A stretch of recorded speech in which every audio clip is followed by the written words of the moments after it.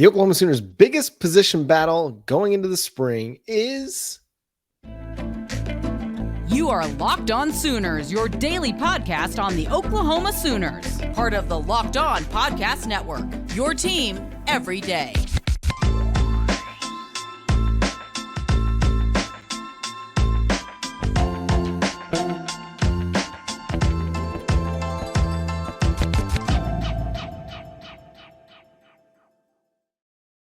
What's up, Sooner Nation? Welcome to Locked On Sooners. Today's episode is brought to you by FanDuel Sportsbook, official sportsbook of Locked On. Make every moment more. Visit FanDuel.com/LockedOn today to get started. Thank you for joining us. My name is John Williams. You can follow me on Twitter at John9Williams. My buddy here is Josh Helmer. You can follow him on Twitter at JoshOnRef. You can also hear him Monday through Friday from 9 to noon on 94.7 The Ref in Norman. Josh, let's talk position battles. I mean, we're less than a month away from spring ball getting going.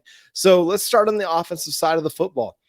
In your mind, what is the biggest position battle that you're going to kind of be paying attention to, or the one that's going to have the biggest impact for the Oklahoma Sooners in 2023? I think probably for Oklahoma, it's really across the board.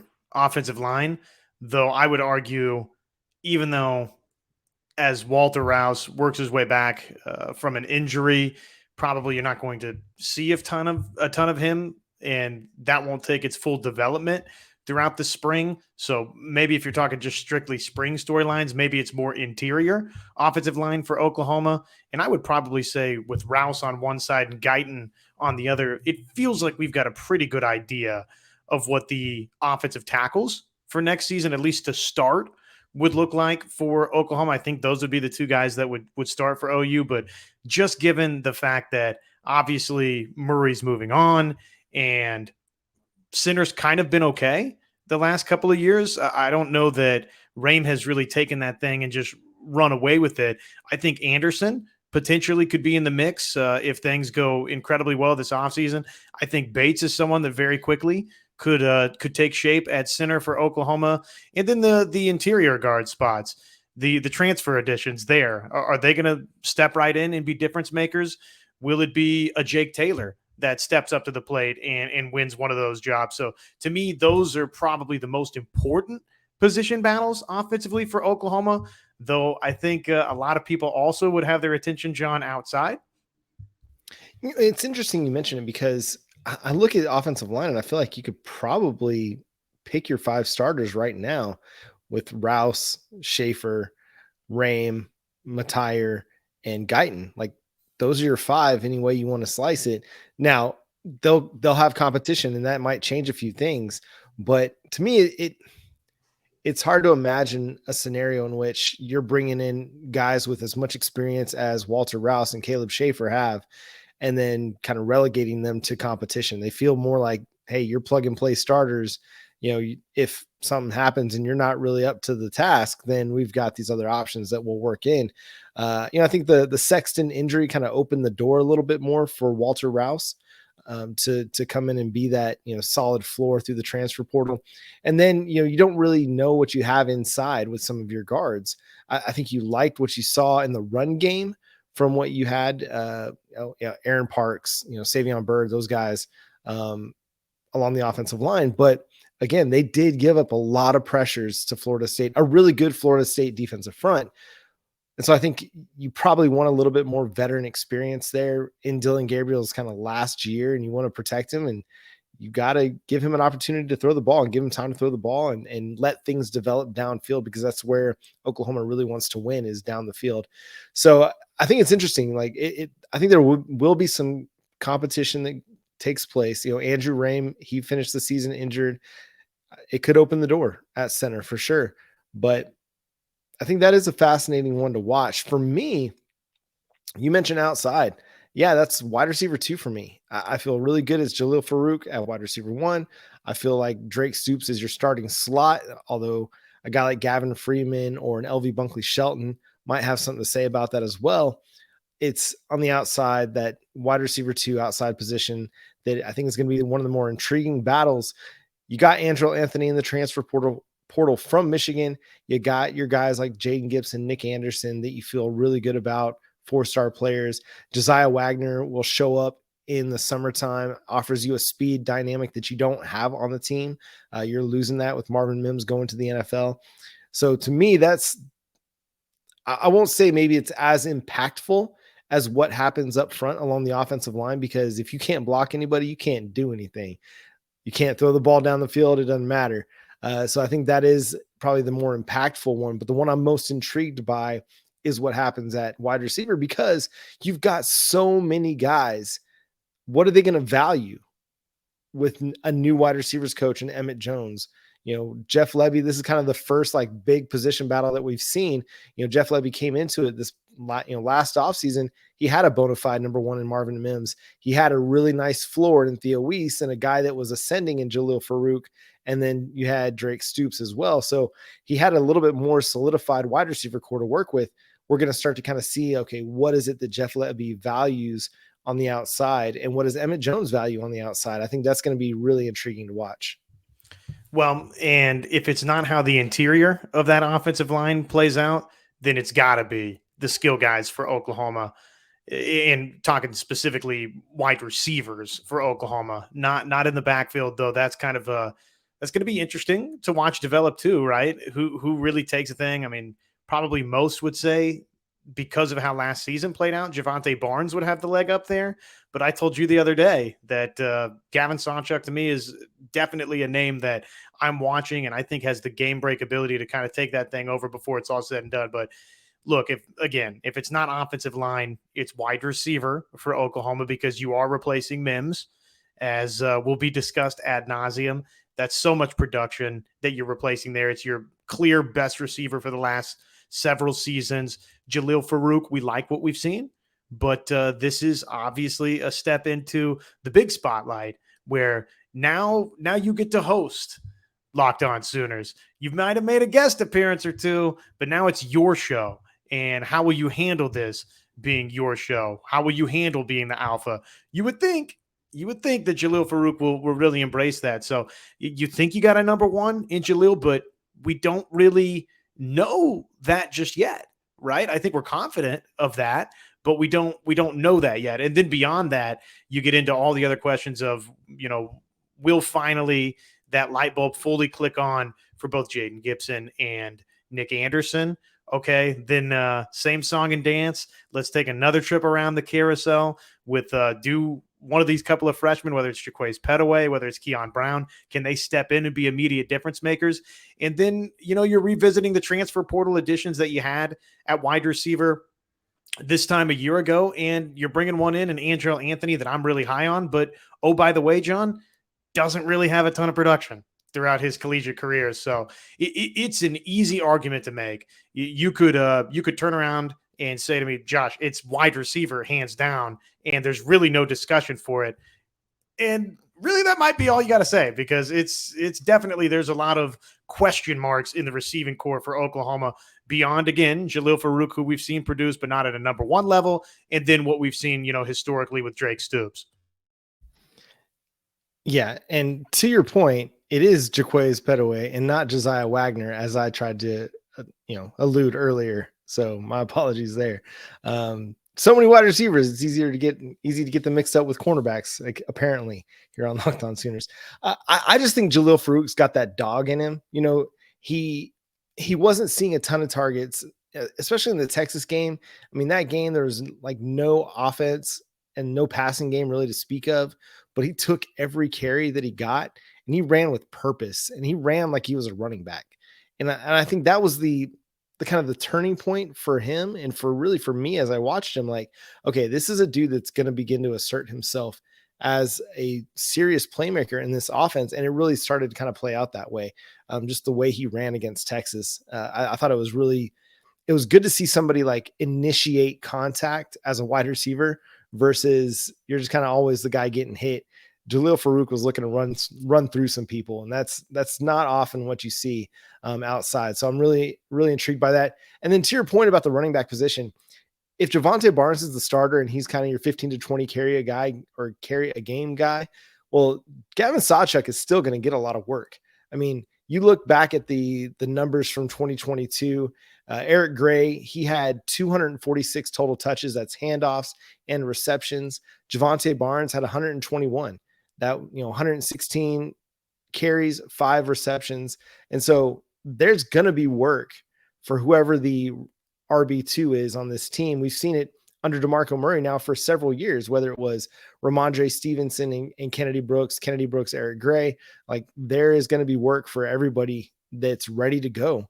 And I'm with you. I'm on board the Gavin Sawchuk train. I think there are going to be some packages for Gavin Sawchuk that are going to look to utilize his speed and get him on the outside. All those swing passes that I hate, you're going to get him to Gavin Sawchuk, and he's going to be able to break something with those. Whereas Eric Gray, he's an elusive running back, but he's not a burner at running back. Like, he's not running away from guys. Gavin Sawchuk's going to legit run away from dudes when he gets on the field. And so Jeff Lebby, I can already tell he's in the lab just creating things for Gavin Sawchuk. And then coming up, we're going to talk on the defensive side of the football. What are the biggest position battles that we're looking forward to watching and seeing how they play out this spring? And then we got to talk about this UCLA still getting a vote after getting absolutely thrashed by Oklahoma. We'll do that in the third segment of Locked On Sooners. But first, let Josh talk to y'all about FanDuel. FanDuel. We are here past the midway point of the NBA season, and right now the perfect time to download the FanDuel app. It's America's #1 sportsbook. Because why? Well, new customers, you get that no sweat first bet up to $1,000. That's going to be tough to beat. No sweat first bet up to $1,000. That's bonus bets back if your first bet doesn't win. So just download the FanDuel Sportsbook app today. It's safe, secure, super easy to use. You can bet on everything out there, from money line to point scores, threes drained, all those fun little NBA prop bets. Plus FanDuel, they even let you combine your bets for a chance at a bigger payout with a same game parlay. So again, folks, don't miss out on your chance to get your no sweat first bet up to $1,000 in bonus bets when you go to FanDuel.com/locked on. That's FanDuel.com/locked on to learn more. Make every moment more with FanDuel, an official sports betting partner of the NBA. So I know we're shifting to defense. One more quick thought, if I may, on Jalil Farouk. So when I'm sitting here and painting this, I don't want to say gloomy picture, but just trying to be a realistic picture about this is someone that hasn't really yet been a #1 wide receiver. One thing that does give me optimism, John, is I go all the way back to the Valero Alamo Bowl, and I know it was an Oregon defense that had, a missing part or two, right? But in that game, when called upon for the first time, seriously called upon, what happens? Well, Jalil Farouk's your leading receiver. He has 3 grabs. I know that's not a ton in terms of the reception department, but oh, by the way, he's again right there leading you in receiving. Florida State, called upon in a big manner, comes up with one of his higher reception totals of 4. So, again, now going forward, that 4 is going to have to become 8, 10, 12 on occasion. But I do like the fact, John, that we're talking about somebody that kind of, when he's been called upon in the past to take more of a leading role, he's answered said bell. So I think that's not to be glass half empty here. Let's share some glass half full as well. Okay, defensively, do you have a couple of, well, I guess we'll try and nail it down to one, huh? What position battle are you most watching here in the spring and beyond? What's most important on the defensive side of the football? For me, I'm looking at cornerback. We got Woody Washington at one spot. I want to see him improve. I felt like he didn't really have the best year this past year. Of course, nobody really on defense had great years. So I want to see him have a bounce back year. But on the other side of the field, we got to do better. And again, this is not to any fault of Jaden Davis, but I just feel like he's limited a little bit on the outside. The coaching staff likes him, but I haven't felt like he is taking his game to another level, that he's improved during his time in Norman. And that's probably, very short-sighted. That's very narrow focused, but I'm really curious to see what they've got in Gentry Williams and Kendall Dolby. I mean, 2 guys that they're obviously very, very high on. 2 guys, Gentry Williams got a few snaps early in the season. I think he's a player that can make plays similar to like a CJ Colton, somebody who's going to make plays on the football, not just, cover guys and not give up big plays, or not just, be able to, cover what's in front of them, sort of a thing. I like the athleticism that Gentry Williams has. Kendall Dolby, obviously, haven't seen as much of. What's up, Kat? Welcome to Locked On Sooners. And I think that they will have a really, really good option. Whoever wins that position battle on the cornerback 2 spot. And then just figuring out who kind of slides in to the nickel cornerback spot when you do go nickel, when you do have to roll 5 wide or 5 cornerbacks out there, or 5 defensive backs out there, excuse me. That'll be the other intriguing aspect of that too. Does Kendall Dolby, does he slide inside? Does he play some nickel for you? Is it one of these young guys? Can a guy like Makari Vickers end up emerging as a potential option to take a significant amount of snaps or even start on the outside opposite Woody Washington? So to me, that's kind of one of the more intriguing position battles for me. Everything defensively is so fascinating because, again, last season was so frustrating for Oklahoma. I do feel like we've got a good pulse on what linebacker is going to look like for Oklahoma. I mean, don't we sort of collectively think that, barring a little bit of a surprise, it will be, in whichever way, shape, or form, Deshaun McCullough, Jaron Kanik, and Danny Stutzman? I mean, so then beyond that, those kind of like filling in behind those guys on the depth chart, that portion of the conversation I think is going to be really interesting. But I feel pretty today, the first day of March in 2023, I feel pretty confident that those guys, linebacker, that's kind of how that's shaken up at the top of the board by the time we get ready to boot this thing off. So for me, you talk defensive backs again, safety opposite Billy Bowman. Honestly, you feel like you got a pretty good idea on, because Pearson brings starting experience to Oklahoma, so it's easy to see him sort of slot right in there. So where does that take me, John? That takes me, if not at corner, as you discussed, it takes me up front along the defensive line for Oklahoma. And as we discussed yesterday, we both are very, very high on Isaiah Coe. I think the other defensive tackle beyond Isaiah Coe is kind of interesting to try to figure out for Oklahoma, but more so even than defensive tackle, you've brought in so many edge rush type guys. Okay. I mean, you really hit the portal hard in that regard, which tells me Brent Venables, Miguel Chavis, defensively, Oklahoma felt like they needed help, and they needed help right away in that department. So that, all of that, how that unfolds, Downs, Grimes, one of the two, do they even hang on here? Ford, Bothroyd, and Adibare. Ford and Bothroyd obviously bring the collegiate playing experience and high Power 5 experience, so they're easy candidates to see slot in. But then, these signing class members, is there one of those guys are Mason Thomas? I mean, how is he going to fit? He's like, for some reason, he shouldn't be. He got, a ton of snaps as a freshman, but for some reason, I don't think of that name a lot when I'm thinking of those guys. But just how all of that unfolds itself, unravels itself, is, to me, one of the biggest mysteries for Oklahoma right now. I don't think any of us have we can sort of formulate a guess as to who we think might be in front in the 2 edge rush positions for Oklahoma. But just throwing a dart and trying to get it to stick at this point. I mean, there's so many options for Oklahoma. So how that unfolds throughout the spring, I think, to me, defensively, is what I'm most intrigued by. I don't know that it's most important, John, just in terms of overall defensive success for Oklahoma. I think it's an easy thing to point to cornerback or just those linebackers and say, okay, well, if those guys aren't good, then this whole thing unravels, and maybe you've got just enough good, if not great, up front to at least get, solid production there. But just in terms of sheer mystery, what's going to happen, again, on the defensive end spots, I'm very, very curious. It all works in concert, right? Pass rush, coverage, it all works together. If you don't have good coverage, it doesn't matter how good your pass rush is, because quarterbacks can get it out in 2.5 seconds or less.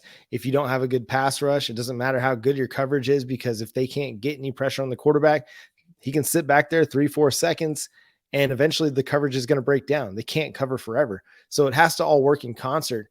But I'm with you. Like, I think defensive end is really intriguing, and it is curious to see how it's all going to fit together, because they do have a lot of guys. I mean, Reggie Grimes, Marcus Stripling, Ethan Downs, those are kind of the names that are returning. And then you brought in Trace Ford, Rondo Bothroyd, Adipoja Adibare, Deshaun McCullough could figure in at some of the edge work at times, especially in pass rush situations. But I mean, based on the way that Ethan Downs finished the season, based on Rondo Bothroyd coming in, those are kind of the two that if I was making an educated guess as to who might start at defensive end, those are kind of the two names that I'm kind of picking right there. That's not to say that a guy like Reggie Grimes or Stripling or R. Mason Thomas couldn't emerge as a every down starter, but I think for what Oklahoma wants to do defensively, be able to play 3-man alignments, 4-man alignments, they want versatile defensive ends that are stout against the run and offer some pass rush juice as well. Those are kind of the two names that I think about. But I mean, R. Mason Thomas, I mean, that's the guy that I'm like planting my flagpole on, R. Mason Thomas Island right now and saying, I really do think he's going to have a huge year now that he's kind of gotten the freshman jitters out of the way and, made those mistakes, and credit to the coaching staff for getting him on the field. When they weren't getting a lot of the freshmen on the field, they got him on.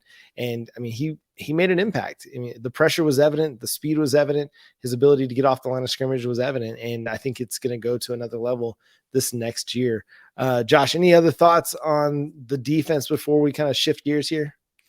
I just can't wait until this gets underway and we have some, I don't know if we can say tangible evidence to discuss, but there's, kind of some tea leaves that come out during the spring. Remember last year, just the conversation surrounding Jaren Kanak physically, how he arrived at Oklahoma. And I would say to date that has held up pretty honestly, that look, Jaren Kanak from day one was able to step in and be some way, shape, or form, though minor this past season. And there's many Oklahoma fans that would say, I wish it was a little more major of an impact for Jaren Kanak.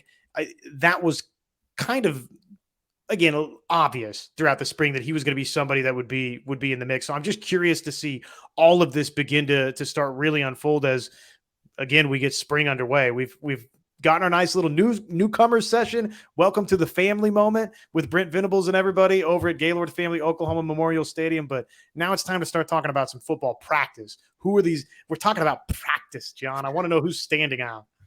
Yeah, and we'll find out soon enough, and we'll start kind of hearing the buzz and getting some reports on the guys that really are making hay and looking good out there in the spring. But again, that's gonna have to translate to the fall and how that looks on the field when they go up against, and not just their non-conference competition, but their Big 12 competition, because they were great in non-conference last year, and then things kind of fell apart against their Big 12 foes. But speaking of foes, the Oklahoma Sooners, again, they thrashed UCLA 14-0. Fantastic start from Alex Storako, who went 5 innings, 5 strikeouts, just 3 hits. You got 2 home runs from Kinsey Hansen. Jada Coleman hit a home run. Tiara Jennings hit a home run. Haley Lee hit a home run. Alyssa Brito hit a home run.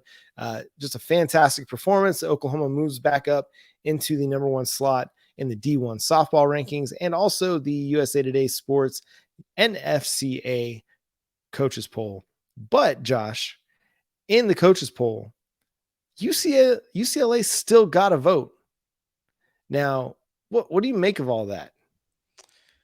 Well, what I make of it is we need to unearth which coach it is, and we got to get to the bottom of what was the purpose of this first place vote. Is it almost to poke fun at UCLA for getting housed the way that they got housed by Oklahoma, or is this an honest vote for UCLA at number 1? Because if it's an honest vote for UCLA at number 1, I'll steal a page out of my man Gary Parrish's book and just say, here's your poll attacks for you. You don't deserve a vote anymore. I know that you're a coach, but your vote should be taken away, thrown away, and never given back to you. It is so unbelievable that Oklahoma can win that game 14-0 over UCLA, and then you turn around and vote them number 1. So you either have just bitterness or a vendetta against Oklahoma, or you're just trying to poke fun at UCLA, or you didn't watch the game. You have no clue what happened. And so you're still voting UCLA number 1. And none of these are acceptable reasons to vote UCLA number 1. Therefore, I am publicly campaigning. Please, we need to remove said voter. Yeah, I think that person went to sleep, or stayed up too late Saturday night, slept through the game, didn't realize what happened, just filled out their ballot real quick before the deadline and got it into them. And I mean, come on, somebody on the committee had to look at him and be like, hey, you sure? Like, you sure about this? Do you know what happened, right? And like, oh yeah, I know it was fine. Yeah, go with it. Or they pre-filled it out before the game, expecting it to be a close battle, turned it in, and they're like, oh crap, and they can't get it back now. But who knows, man? I think the thing that's really interesting is to see the number of people, not just Oklahoma fans, kind of come out and be like, what kind of sense does this make? To have UCLA still garner a number one vote. I mean, if you want to have them two, fine. But I mean, after getting whooped 14-0, they don't deserve any number one votes. Maybe it's a friend of Patty Gasso just trying to create just that little bit extra motivation, because I can't see any coach say, wait, so they hit a couple of home runs? Like what, 1, 2, 6 home runs? Oh man. Versus UCLA? Yeah. Put UCLA 1. Yeah, 4 and 6 at bats. I mean, that couldn't have happened. That's not possible. Oh, and they got shut out also? No, that can't happen. So anyway, I just thought that was an interesting little nugget for us to close on, because polls are fun. They're also a little bit irritating sometimes, because it seems like the coaches, the AP voters, sometimes don't take it all very seriously, and they just kind of fill out a ballot and throw it in there. But I mean, a lot of this stuff does matter. You know, you look at coaching resumes, and not that Patty Gasso needs this extra vote to bolster her resume at all, but a team that maybe has never been in the poll or has struggled to be a part of the poll is playing well and can't get into the poll for some reason, because maybe a coach doesn't take their vote seriously, or an AP member doesn't take their vote seriously. You know, I look at a team like Northwestern, they're 6-6 and still a top 25 team. Or, you know, a team that has just like one loss and they made no movement in the poll at all. Just interesting to watch. And again, polls, ultimately, they don't matter. What matters is who's standing on top at the end of the day. But I mean, those resume things do matter, in that, like, hey, this team was in the top 25 this many weeks in a row. It helps you with recruiting. Like, if you can, you know, share that with your recruits, your prospects, whether it's football, basketball, softball, baseball, it doesn't matter. It's kind of a recruiting tool. Like, hey, we've been in the AP top 25 or the USA Today coaches poll this many weeks in a row, or this many years in a row. We've never dropped out of it. That matters. It's all part of the getting noticed aspect of college sports. And what if you as a player have high aspirations, whether it's in the NFL or in broadcasting, you kind of want to be noticed. That's how you're going to get yourself out there. And being in the top 25 gets you better games, gets you better broadcast opportunities, gets you better visibility. So, well, and from Oklahoma's standpoint, and look, before anybody comments this in the YouTube section or tweets, or I don't know, calls the radio station or anything, sends us a carrier pigeon. Yeah, please. We don't need that. Before any of those items happen, I get it. It's full on media dork gripe. Like, I'm completely aware. Okay. It's just, you save the complaint. I understand it.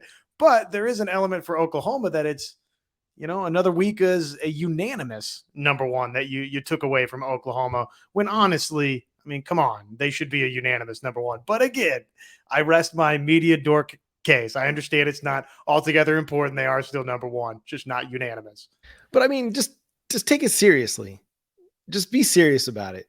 Like, if you take your vote seriously and it matters to you, then there's no way you can log a vote for UCLA after what happened. It would be like Alabama and Georgia playing, the number 1 and number 2 teams in the country, and Georgia beating Alabama by 50, and Alabama still getting a number 1 vote. Like, nobody would be okay with that, and everybody would have a problem with that in the college football world. They'd all scoff and laugh at it. And so just be serious about it. Like, if you're going to vote, take it seriously. And if you, as the pollsters, are going to take it seriously, maybe check with that person. Be like, hey, you sure about that? Like, you really want to do that? And then, hey, do like some other, sites do, and release how they vote. And then we can know and hold people accountable. That's what this social media age is for. hold people. No, don't do that. Don't worry about that. But that's going to do it for today's episode of Locked On Sooners. Thanks so much for tuning into the show and subscribing to the show wherever you get your podcasts. Again, we're free and available on all platforms. Go subscribe to the show over on YouTube. Hit that notification bell to let you know when new episodes drop. But until next time, he's Josh Helmer. I'm John Williams. We'll catch you then. Boomer Sooner.